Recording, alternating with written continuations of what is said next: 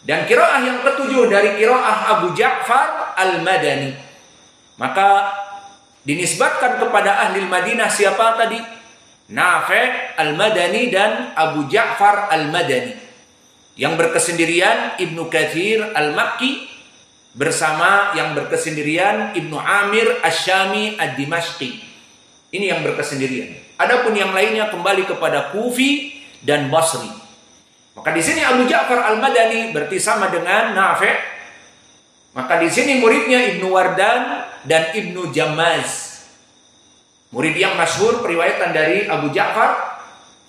Maka qiraah Abu Ja'far kembali kepada Nabi melalui sahabat Zaid ibnu Thabit dan Ubay ibnu Ka'ab. Maka dua di sini. Muhammad, kum. Maka yang kedelapan qiraah Yaqub. Maka Yaqub di sini masyhur dari daerah Al-Basri wa nusiba ilal Hadrami. Fa tilmiduhu Ruwais an Yaqub dan Rawh an Yaqub, dua dari qiraah murid dari Yaqub. Dan kekhususan dari Yaqub Al-Hadrami membaca jam'i mudzakkar salim dengan ha as-saktah. Seperti kita tadi membaca Al-Fatihah, Alhamdulillahi Rabbil Alamin. Ada nah, bukan al-alamin seperti qiraah Hafs yang antum hafal. Di sini alaminah, ada nah. Dan begitu pun di dalam akhir waladhdallina, maka ada nah, ha as-saktah.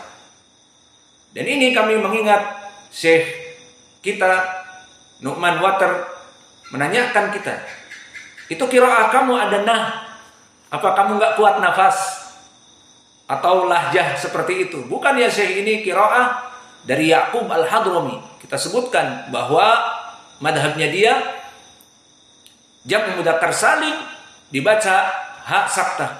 Alhamdulillah, ana ma'arif. Bas menanyakan, apakah kamu tidak kuat nafas? Alaminah, ada terus waladhdallina, maka dipikirnya kita tidak kuat nafas. Alhamdulillah, maka ini qiraah dari Yaqub Al-Hadrami. Dan Yaqub Al-Hadrami dari siapa mengambil? Tentunya dari Nabi, tapi dari jalan siapa? Dari sahabat. Pertama dari Zaid ibnu Aslam, Zaid ibnu Thabit. Dan yang kedua dari Abi Musa Al-Ash'ari. Maka Abu Musa Al-Ash'ari Al-Yamani, dia datang ke Madinah. Sekitar tinggal di Madinah 2 tahunan, maka dia menjadi imam di dalam qiraah. Karena dia memang suaranya sangat indah.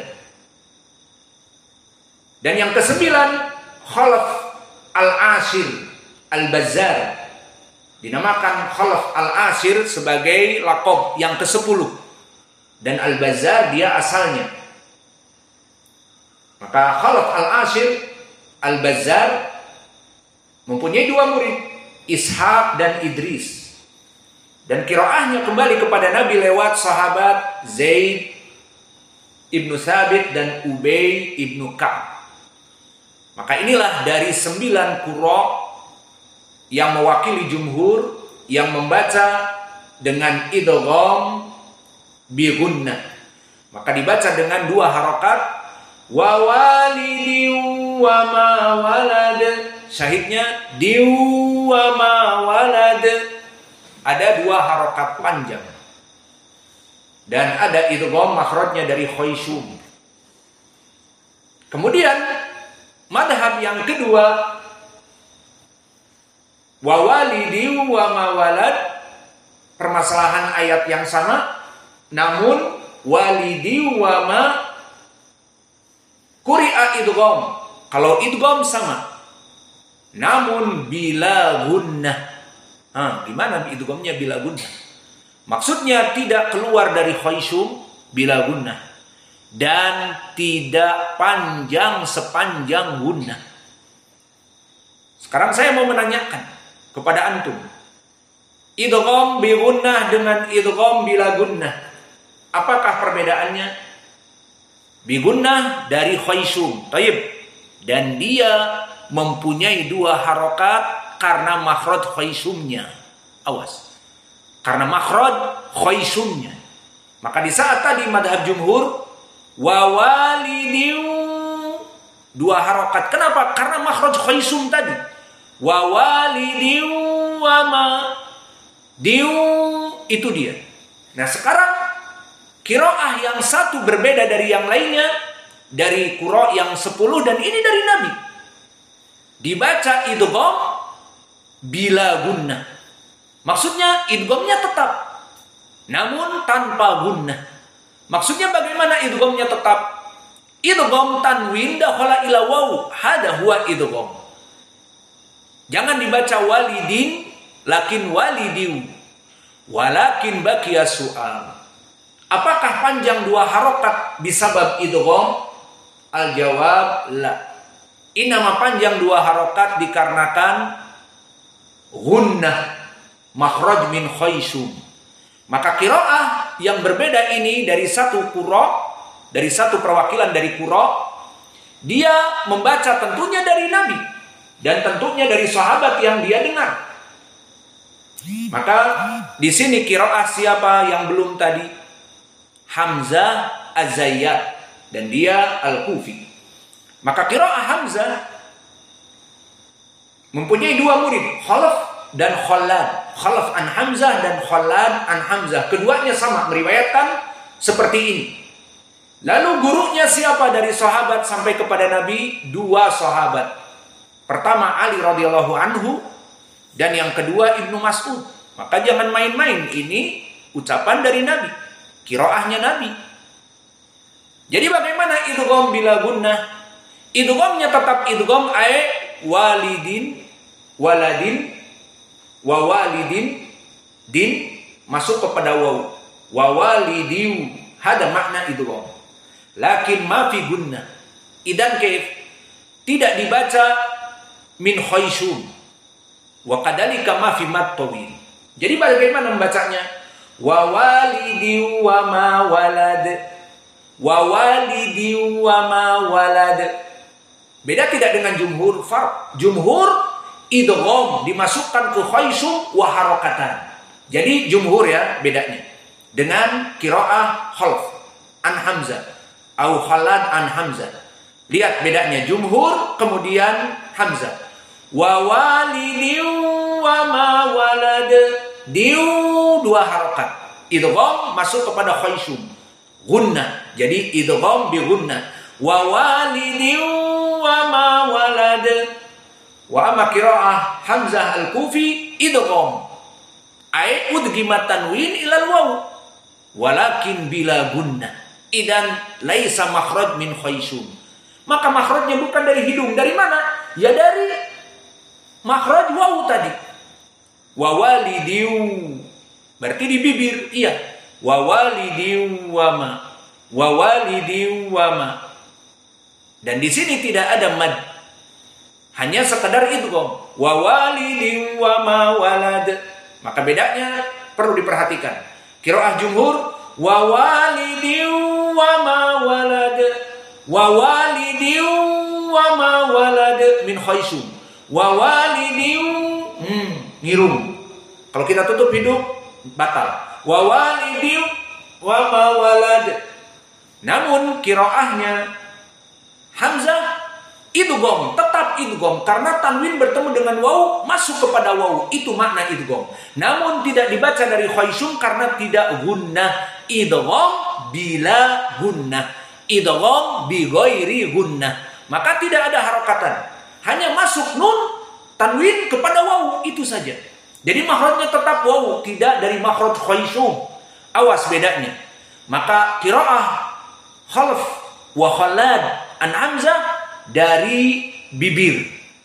Wa walidin wa ma walad. Wa walidin wa ma walad. Qiraah jumhur tadi yang 9. Wa walidin, ngirung dari hidung. Bahasa Sundanya ngirung. Wa walidin wa ma walad. Ada mad karena gunnah. Wa walidin wa ma walad. Qiraahnya bila gunnah. Wa walidin wa ma walad. Maka inilah perbedaan dari qiraah jumhur dengan qiraah Khalad wa Khalaf an Hamzah. Maka selesai dari ilmu qiraah dari ayat ini. Sekarang kita masuk kepada i'rab. Faidahnya kita bisa menterjemah dengan baik dan benar. Maka ucapan Allah wa walidi wa ma walad. Maka di sini waw harfu atf. Maka di pelajaran yang kemarin wa la uqsimu bihadzal balad wa anta hillum bihadzal balad. Apa wawunya? Waw hal menunjukkan jumlah. Wa anta hillum bihadzal balad jumlah haliyah. Karena datang waw hal. Maka waw macam-macam, ada waw atifah, ada waw hal, dan ada waw istinafiyah. Apa makna waw hal? Waw yang menunjukkan jumlah setelahnya. Wa anta hillum bihadzal balad, bahwa kamu dihalalkan melaksanakan pembunuhan dengan orang-orang musyrik berperang di negeri Mekah ini, itu dalam keadaan fi mahalli nasab hal. Maka jumlah ini dalam keadaan.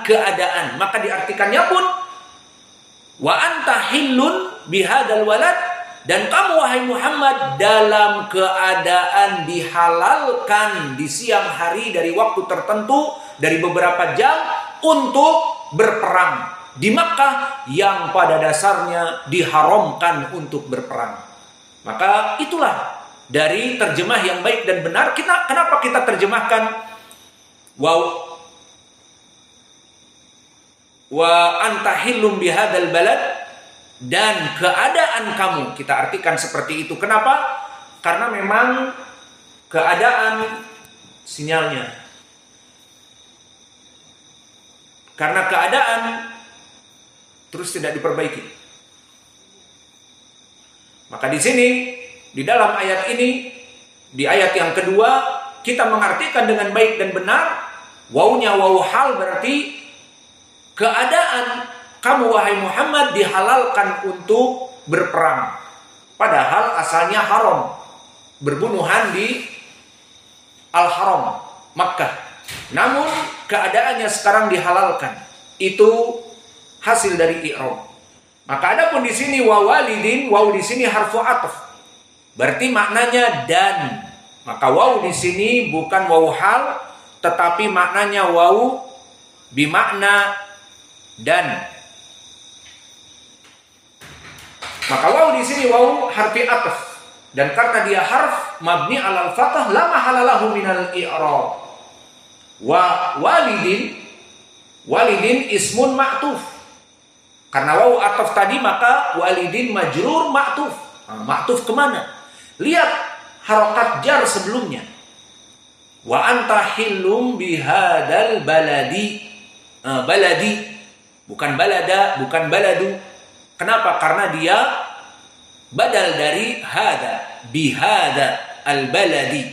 Karena dia al-baladi itu majrur, maka waladin majrur. Berarti waladin majrur, kenapa? Ma'tuf kepada balad. Maka di sini masuk ke